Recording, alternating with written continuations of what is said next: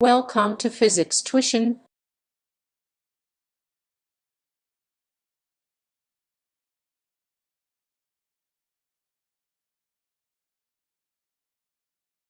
বলবো সেটা হলো ইলেকট্রিক চার্জ আর ফিল্ড।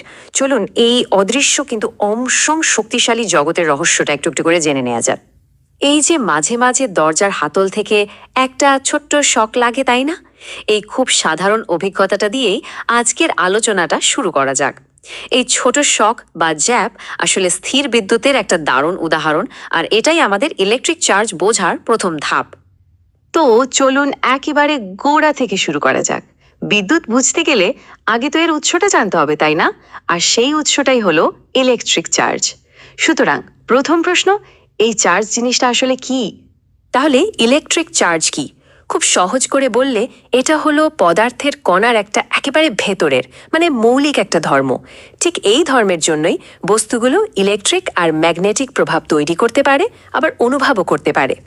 আর এই স্লাইডটা কিন্তু খুব মজার। এখানে যে নোটটা দেখা যাচ্ছে ওটাই আমাদের আজকের আলোচনার মূল উৎস। আমরা যে সংজ্ঞাটা নিয়ে কথা বললাম সেটা ঠিক এখান থেকেই নেওয়া হয়েছে।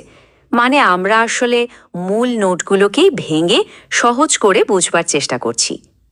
আচ্ছা, চার্জ তো আছে বুঝলাম, কিন্তু এটার নিয়ম কানুন কি?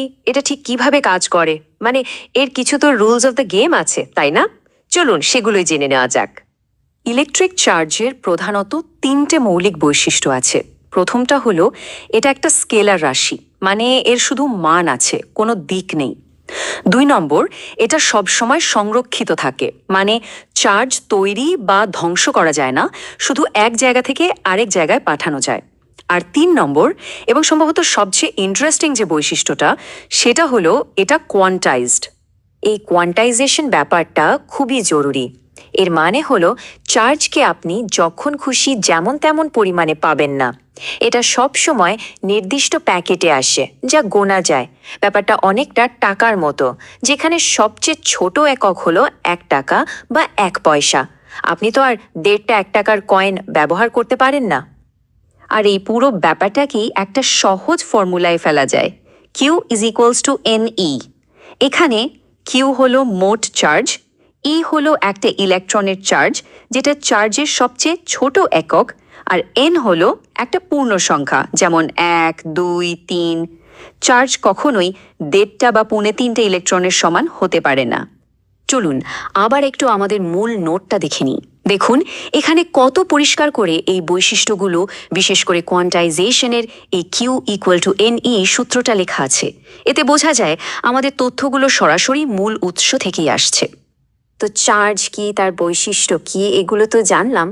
এখন কথা হচ্ছে এরা একে অপরের সাথে কিভাবে ব্যবহার করে, মানে এদের মধ্যে যে একটা ধাক্কা বা টান কাজ করে সেটা কিভাবে হয়। নিয়মটা একদম সহজ আর সোজাসাপটা। একই রকম চার্জ, ধরুন দুটোই পজিটিভ বা দুটোই নেগেটিভ, এরা একে অপরকে ধাক্কা দিয়ে দূরে সরিয়ে দেয়। আর উল্টোটা হলে, মানে একটা পজিটিভ আর একটা নেগেটিভ চার্জ হলে, তারা একে অপরকে আকর্ষণ করে, মানে কাছে টেনে নেয়। উৎসের এই ছবিগুলো দেখলেই পুরো ব্যাপারটা পরিষ্কার হয়ে যাবে। কি সহজভাবে দেখানো হয়েছে যে একই রকম চার্জ একে অপরকে দূরে ঠেলে দিচ্ছে আর বিপরীত চার্জগুলো কাছে চলে আসছে। প্রকৃতির এই সহজ নিয়মটা বোঝার জন্য দারুণ একটা ছবি, তাই না? এখন কথা হলো এই যে চার্জ, এটাকে আমরা মাপবো কি দিয়ে? এর জন্য একটা স্ট্যান্ডার্ড একক আছে যেটাকে বলা হয় কুলম্ব, আর লেখা হয় ইংরেজি সি অক্ষর দিয়ে। এটাই চার্জ মাপার আন্তর্জাতিক একক। নাম তো জানলাম, কুলম্ব, কিন্তু 1 কুলম্ব চার্জ মানে ঠিক কতটা? এর পরিমাণটা কেমন? চলুন পরের অংশে গিয়ে এর একটা বাস্তব ধারণা নেওয়ার চেষ্টা করি। চলুন একটা প্রশ্ন নিয়ে ভাবা যাক। আচ্ছা, যদি 1 কুলম্ব চার্জ বানাতে হয় তাহলে ঠিক কতগুলো ইলেকট্রন লাগবে? কি মনে হয়, সংখ্যাটা কি খুব বড় হবে নাকি ছোট? আমাদের উৎসের নোটে এই হিসাবটা খুব সুন্দর করে দেখানো আছে। আমাদের সেই পুরনো সূত্রটা মনে আছে, Q is equal to N E. এখান থেকে ইলেকট্রনের সংখ্যা মানে এন বের করা তো একদম সহজ। মোট চার্জ কিউকে একটা ইলেকট্রনের চার্জ ই দিয়ে ভাগ করলেই হবে। আর আমাদের এখানে মোট চার্জ হলো 1 কুলম্ব। আর উত্তরটা যা আসছে সেটা রীতিমতো মাথা ঘুরিয়ে দেওয়ার মতো। 6.25 গুণ 10⁻18, এটা একটা বিশাল বিশাল সংখ্যা। মানে ভাবা যায় 625-এর পরে আরও 16টা শূন্য। এই বিশাল সংখ্যাটা থেকে আসলে বোঝা যায় যে একটা ইলেকট্রনের চার্জ কতটা কতটা ছোট। তাই 1 কুলম্বের মতো একটা একক তৈরি করতে এত বিপুল সংখ্যক ইলেকট্রন লাগে। তো আমরা চার্জ কি, তার ধর্ম কি, মাপা হয় কিভাবে, এসব তো জানলাম, কিন্তু একটা খুব স্বাভাবিক প্রশ্ন মাথায় আসে, তাই না? যে কোনো একটা জিনিসে চার্জ আসে কোথা থেকে, একটা বস্তু চার্জড হয় কিভাবে? আসলে কোনো জিনিসকে চার্জড করার বেশ কয়েকটা উপায় আছে। যেমন ঘষাঘষি করে, মানে ঘর্ষণের মাধ্যমে, বা একটার সাথে আরেকটা ছুঁয়ে, যাকে বলে পরিবহন, আবার না ছুঁয়েও করা যায়, যেটাকে বলে আবেশ। এখানে যে পদ্ধতিগুলোর নাম দেখা যাচ্ছে তার প্রত্যেকটার পেছনেই দারুণ সব বিজ্ঞান লুকিয়ে আছে।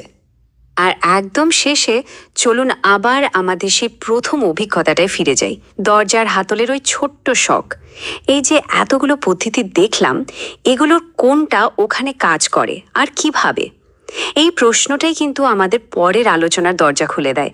ব্যাপারটা নিয়ে ভাবতে থাকুন।